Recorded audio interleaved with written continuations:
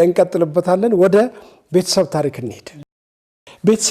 እንሂድ። አሊ ደነቦ የእርሶ ቅድመ አያት ማን ናቸው? ስለሳቸው ታሪክ እንሂድ። አሊ ደነቦ እንግዲህ ትውልዳቸው ሸዋ ናቸው። በጉራጌ በሸዋ ውስጥ ብዙ ጎሳ አለ።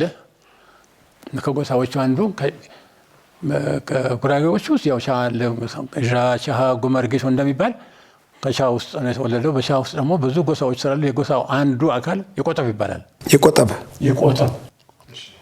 እና የቆጠብ ጎሳ ተወላጅ ናቸው። አባታቸው ቀዲሶ ነው አሊ ደነቦ። ከዛ ተወለዱ። ዋና መሬታቸው እንደምቃማቀው የአንዛና ባጥ ነበር። የአንዛና ባጥ የሚባል ቦታ ነበር። የገሽበርም ነበራቸው፣ የገደርሂም ነበራቸው፣ የገደርሂም ነበራቸው። ያው የሰስየም ነበራቸው። የሰስየም የሚባል ላይ ደጋ ላይ ነው። ብዙ ቦታ ነበራቸው። ኋላ ግን የአጎታቸው ልጅ ማንቁርያ አሰና የሚባል የመጀመሪያ ጊዜ የኢትዮጵያ አንበሳ ይዘው አውጥቶ ከሚኒሊክ 880 ጋሻ መሬት ሰጥቶት ነበረ። እኛ ያጎታቸው ልጅ ነው። የማንቁርያ አሰና ይባል ነበር። የማንቁርያ አሰና ይባል ነበር። ትልቅ ሰው ነበር በጣም በዘመኑ። እና እሱ እሳቸው የአያቴ የሼህ መሐመድ ቆሶ ዱቢሳ፣ ሼህ አህመድ አልበሺር የሼህ አህመድ ዱቢሳ የሚባል ጋሻ በሬ ሰጥቷቸዋል። የአሰና ግን አሊ ደነቦ ዝና መንደር ላይ ኢማም ሲዲና የአሰና ብሎ ሁለት ቆቶች 5 ጋሻ የሚሆን ተራራዎች መኖሪያ የሚሆን ቦታ ለነሱ ይዞ ነበር። ጥሩ፣ እሱን እናነሳለን። አሊ ደነቦ ምንድን ነበር እምነታቸው? አሊ እንዴት ተባሉ? ደነቦ ምንድነው? እሱን ደነቦ እንግዲህ የባህል ስማቸው ነው። የባህል የሀገሩ ስም እንደዚሁ ነበር። አሁን ግማሽ ክርስቲያኑ አሁን በርሳ የክርስቲያን ስም አይደለም። ጠንክር ምናምን ነገር አለ። አሁን ከዛ በኋላ አሁን ገብረ ኢየሱስ፣ ኃይለ ሚካኤል የሚል ስም ይመጣ ምናምን በዚህ በሚካኤል በገብርኤል በምናምን መጣው የክርስቲያኒቲ ሃይማኖት ከመጣ በኋላ የነበረው ግን አሁን እንደነበረ አድጋዊ ዘፕሪ ምን የሚባል ነው። ይሄ የዋቃ እምነት ተከታዮች ናቸው። ደነቦም እንደዛው የዋቃ ነው። የዋቅና የደማዊት አማኞች ናቸው። ቦጀ ደማዊት እና ዋቅ ደማዊት ዋና አንቺ ናቸው። ዋቃ ፈቻ ነው። እሺ፣ ደነቦ የዚህ እምነት ተከታዩ ስሙም ደነቦ ነው። ከዛ በኋላ ያው ከጓደኞቹ ጋር ዘመቻ ጀመሩ። ጓደኞቹ ማን ናቸው? በቅሳ ኋላ ኢማም የተባለው ኢማም በቅሳ የተባለው በቅሳ ጓደኛው። እሺ፣ ማንኪሳ ወንድማሞች ናቸው። በቅሳና ማንኪሳ ወንድማሞች ናቸው። እነዚህ ሁለቱም የእንትን ስም ነው። የዋቃ የጉራጌ በቅሳ ኢማም ሲዲ ተባለ። ኋላ ማንኪሳ በሽር ማንኪሳ ተባለ። ኋላ ቀጥሎ ጁቤር ነበር። ደነቦ አሊ ተባለ። እሺ፣ እንዴት ወደ እስልምናው ሊመጡ ቻሉ? በዚህ በደነቦ በእንትናቸው እስቲ ይንገሩኝ። በዚህ ሲዛምቱ በቃ ከብቱን ምኑን በዚህ በኩል ወደ ከፋ ወደ ዛንጀሮ ሶስቱ ጓደኛሞች ከብት ለማደን ማነው ለማዝረፍ ሌላ አጀብ አላቸው። እነዚህ አውራ ስለሆነ ነው እንጂ ሌላ አጀብማ 15 20 ደሳ ጀሌ አላቸው እኮ የሚያጅብ ከብት የሚዘረፍ በሰዓት ከብቱ ተዘርፎ የሚነዳ አለ ሌላ። እነዚህ ቦታውን የሚያሳዩ ጥላት ከመጣ የሚከላከሉ ናቸው። እና ሲባል አንዴ ከፋ ይሄዳሉ፣ አንዴ ይሄዳሉ፣ አንዴ ጻዳለ፣ ሌላ ጊዜ አማያ እስከ ጉራ ድረስ ያ መንገዱን ነው። ይሄ አበሽጌ መንበራት መንገዱን ያወቁት ያኔ ነው። አበሽጌ እየወሰዱ ከብት ለጉራጌው እየሸጡ ታዋቂ ሆኑ፣ በጣም ሀብታም ሆኑ። እና በዛን ሰዓት አንድ ቀን ከዚያ መሳ ሲመለሱ ዛፍር ቁጭ ብለው ለሊት ነበር ከብቶች ተነስተዋል። በቅሳ ይለዋል አለ ታዲያ ዝህ ተጠናቃ ዝህ ኮከብ ዝጭት ዝካ መዝሃታካ የተወጠረታ ይሄ ዋቅ የኔኛ ዋቅ የፈጠረው ይመስልሃል ወይ? ይሄንን ኮከብ ይሄንን ጨረቃ ይሄንን ፀሐይ የኛ ዋቅ የፈጠረው ይመስልሃል ወይ? አይመስለኝም ማለት ነው። በቅሳ ብለህ ነበር ያ በቅሳ አይመስለኝም። አንኸረ ስም ተዳናና ተሳስተናል። ታረማን ጠይቅ። ቄስ ሰንሰል የሚባል አለ ምሁር ላይ ብዙ ነገር ያውቃል። እሱን ጠይቀው። ቄስማ ሰንሰል ምሁር ላይ እሺ ነው ታማሽ በዚህ ቀን ተያይዘው ሶስቱም እሺ ተነሱ ቄስ ሰንሰል ጋር ሄደ። ቄስ ሰንሰል እንደምን አደረህ ነው? ከየት መጣህ? ለምን መጣች? አንድ ነገር ቸግሮን። ምን? እስላምና ክርስቲያን የሚባል ነገር አለ ይባላል። እኛ ግን ነበሩ እስላም እዛ ጉራጌ ውስጥ የዛኔ። አዎ ደካማ ደኢፍ የሆነ ሙስሊም አለ። አንገቱ ቀና ያለ አይደለም። እነዚህ ናቸው እንትን ዶሚኔት አድርገውታል። ይሄ የዋቃ እንትኖች ያገኙት ነገር ይበላሉ፣ ይዘርፋሉ። ያ ሙስሊሙ ተጠንቆ ነው የሚኖረው። አንገቱ ቀና ያለም እና ሙስሊም ክርስቲያን እኛ የዋቃ ፈቻ አማኞች ነን።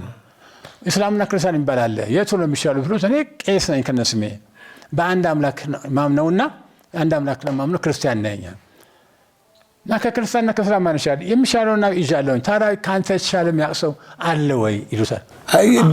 ጀነትና ጀሃነም ይባላል። ማን ነው የሚገባው ሲል ጀነትና ጀሃነም በኋላ እሱማ ክርስቲያን አላለም። እሱማ አምላክ አላህ ነው ጌታ ነው የሚያውቀው የሚገባውን ጀነት ወይ ጀሃነም ጌታ ነው የሚያውቀው። እኔማ ምንም አዋቂ ነው ቢባል ይሄ ነገር የኔ እውቀት አይደለም ይላቸዋል። ማነው ታዲያ ስለዚህ የሚያውቀው? አሉ አንድ ሼህ አሉ እስላም እንትን ኡምናን የሚባለው ስልጤ ውስጥ አቢናስ ጎሽቲ የሚባሉ አሉ። አቢናስ ጎሽቲ እሺ። እሳቸው ጋር ሄዶን ጥሩ ሰው ስጠን የሚያሳየን ሰው ፈረስ ይጭንና መንገድ የሚመራቸው ሰው ይሰጣቸዋል። እሳቸውም በእንትን ይታያቸዋል፣ በክርሽ ይታያቸዋል መሰለኝ።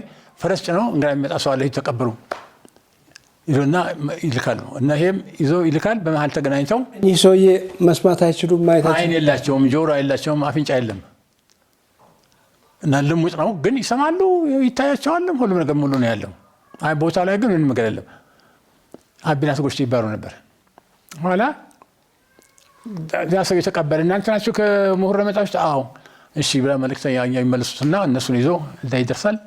ሲደርስ ገና ሲደርሱ እንግዲህ ነገርኩ፣ ምንም ነገር አይን የለም ጆሮ የለም ብያለሁ። ሲመጣ ስም አልጠይቁም። ማነው ዋናው እዚህ ድረስ የመጣው? እንትን ደነቡ ይባላል። እሱ አሊ ነው፣ የሰይድና አሊ ቦታ የሚተካ ነው፣ አላህ ቢሻው ይላሉ። ሌሎቻችሁ ትሰልማላችሁ? እሱ ሰልሟል፣ ስለሰለመ ነው የመጣው። ያ አላህ ቀድሞ ሰልሟል፣ ቀድሞ ሰልሟል ውስጡ ላይ። አዎ እሱ ቀድሞ ሰልሟል። ስሙን አልይ ነው፣ የሰይድና አሊ ቦታ ይተካል። ኢንሻአላህ ለወደፊት እኛም እንመጣለን። እናንተስ እስኪ የእሱን መጀመሪያ ይላሉ። አለቃቸውማ ባህሉ በክሳና ማንኪሳ። ጅብሪል አልሄደም። ጅብሪል ተመልሷል። ኋላ እሱ እንግዲህ በሉ እንግዲህ እነሱ ያድራሉ፣ ያስተናግዳቸውና ሂዱ ይሄዳሉ። እሱን እነ በክሳ ይሄዳሉ። እሱ አንድ 2-3 ቀን ይሄዳሉ። 3 ቀን አደረ። ሻሃዳውን ምኑም ሁሉም ነገሩት። አንድ ደርሰህ እሰጥሃለሁ፣ ምንም አትፍራ፣ አላህ ካለ ነስሩ ከአንተ ጋር ነው። እኛም እኔም በእርግጥ የእድሜ ጉዳይ አይታወቅም፣ ሰው ናቸው። እኛ ባንኖር ልጆቻችን ይመጣሉ አንተ ሀገር እና ጥሩ ይሆናል፣ ጥሩ ጊዜ ነው የመጣው ብለው ይሉትና ደረሳ ነስህ ወይ ሙስሊም አለ ግን የሚያስተማር የሚችሉ መቻላቸውን አላውቅም ይላቸዋል። ለማንኛውም አንድ ሰው ይዘት ሂድ፣ አትችልም ቤት ሁሉም ነገር እችለዋለሁ ይላል። ሀብት አለ ምንም ችግር የለም። አንድ ሰው ሰጡት፣ ይዞ ሄደ። ከዛም አሊደ ነው መጣ እንትን ተባለ። እሱም ተዋወቀ ከዛ እና አሉ ግን ጓደኞች አሁንም ስራው ቅስቀሳ ጀምረ። አሁን ከዚህ እሳቸው ከመከሩት በኋላ ቅስቀሳው ወደ ሙስሊሞች ያሉበት አካባቢ እየፈለገ መሄድ ጀመረ። እዛው ሀገር ላይ ሻ ላይ ምን ያደርጋል? እስልምናቸው እንዴት እንደሆነ ምን ችግር እንዳለባቸው እነሱን ግማሹ ይጠራን ይጠይቃል፣ ግማሹ ሄዶ ያነጋግራል። ስለዚህ ድችል ከሆነ መቆሚያ አዛን መባያው እዛ ሽሩና ቤት በር ላይ አዛን በል፣ ማን ያለህ ካለ አሊ ደነቦ ነው በል። ይፈራል። እሱ የታወቀ ነው ስሙ እና ችግር ካለ ትጠራኛለህ። ሁለተኛ ቤት ውስጥ ምናምን ነገር ጋር ወላ አትሰግድም። ስለዚህ እንሰበሰባለን። የሚፈልግ ሰው ካለ ደግሞ ዘናብ ንር ይመጣል። ከኔ ጋር ጦርነት መቅጠም የሚፈልግ ዘናብ ንር ይመጣል። አዎ ጦርነትማ አንተ የሚከለክል ሰው ካለማ አመጣለሁ ነው። እና ግን ለወደፊት ከፈለጋችሁ አጋር አለ፣ ዘናብ ንር እንመጣለን። ዘናብ ንር እያቋቋምን ነው እየሰበከ አሁንም ጋዝ ይሄዳል። ከነዚህ ዘመቻ በአንድ በኩል ከነሱ ጋር ይሄዳል፣ በአንድ በኩል ይቀሰቅሳል። ሲባል አሁን ለዛ በነበሩበት ቀይ ላይ ይሄ ሁሉ ሐሰን ኢንጃሞ ከመምጣቱ በፊት አዎ ገና ነው። ይሄማ ሐሰን ኢንጃሞ አልተወለደም። ኋላ በዛ ቀይ ላይ አንድ አንጋፋ ሰው ዱሽ የሚባል አለ አንዛናባጥ ላይ እዛ ታላቅ ሰውና ታላቃቸውን ሞገማ የሚባል ጎሳ ነው። ትልቅ ሰው ነው፣ ሀብታም ነው። እሱ ቤት ማታ ማታ ለጨዋታ ያዘወትራሉ። ዱሼ ቤት እና ሊደነበው እነ በክሳ እነ ማንክስታ ሁሉም አጋዝናቆ ሁሉ ሳይቀር ኋላ አጋዝናቆ ተጨመረ። ኋላ ይህች ሴት አለች፣ በጣም ቆንጆ ሴት፣ በጣም ቸር፣ በጣም ባለሙያ የዱሽ ሚስት እና እነሱ ደግሞ ተስማማቸው። ጨዋታ እሱን ያጫውታሉ። እነሱ የሚያወሩት የጀግንነት ወሬ ነው፣ የሽፍትነት ወሬ፣ የጋዙ የምኑ ነው። እሱ የሚያውቀው የከብቱ የላሙ የምናምን ነገር ሲወራ እንጂ አይጠመውም። ኋላ ብዙ ጊዜ እንደ ሲደረግ እሷ ቆሎ ታመጣለች የሚጣፍጥ፣ የሚጠጣ ነገር ታመጣለች የሚጣፍጥ፣ መልክ አላት፣ ቸር ነች፣ የሚጠገብ አይመስላትም። በጣም ወደዷት እነሱ ሶስቱም። እሱ ቅናት ያዘው ባል። እነሱ ሲመጡ የተለያየ ነገር ፈንጠዝያ ሆነ ቤቱ። 4 ወልዳለች። ቱፋዳዲያና ከልጃጅት ምናምን ተብለው 4 ሴት ወልዳለች። አንዷ ሻነው የገባችው፣ ሌላው ሐሰን እንጃሞ አገባት፣ ንጉስ ሽፋ ወለደች። ሌላው ሐሰን እንጃሞ አገባት። የሐሰን እንጃሞ አባት ሐሰን እንጃሞ ራሱ አገባች፣ የእሷ ልጅ። ሌላው ደግሞ ይሳበሽሩ ብለውት ነበር አገባት። 3ቱም ተድረዋል። ቱፋዳዲ ብለውት እዛ ዋንዛና ላይ ታዋቂ ሰው ነበር። አሁን የሽማግሌ ሰው ካለ እሱ ማያሰው የለም። ቱፋዳዲያ የሼህ መሐመድ ወንድም ነበር። እናት የአሊ መሐመድ ወንድም ነው የእርሶ? አዎ ምካልች ነች። የአሊ መሐመድ እናት እቺ ሴትዮዋ ነች። ኋላ እቺ ሴት አባሲዮ ባይ ዱርሼ የሚባለው ሽማግሌው ሰው ቅናት ያዘው። የነሱ ጨዋታ አጣመውም። እሷ ተመስጣለች በጨዋታቸው። የጀግና ዘር ነች እሷ ራሷ። ጌቶ ነች እሷ። ጌቶ ነች፣ ከጌቶ ነች የመጣችው። እና እስልምናውም ደስ ብሏታል። ስለ እስልምና ነው በቃ የሚወራው። ብዙ ጊዜ ስለምናምን ይወራል። በቃ ማረካት ሁኔታው። እነ በክሳም ተቀብሏል ይህንን ጨዋታ። አዎ በጣም ይቀበሉታል። አሊ ቃል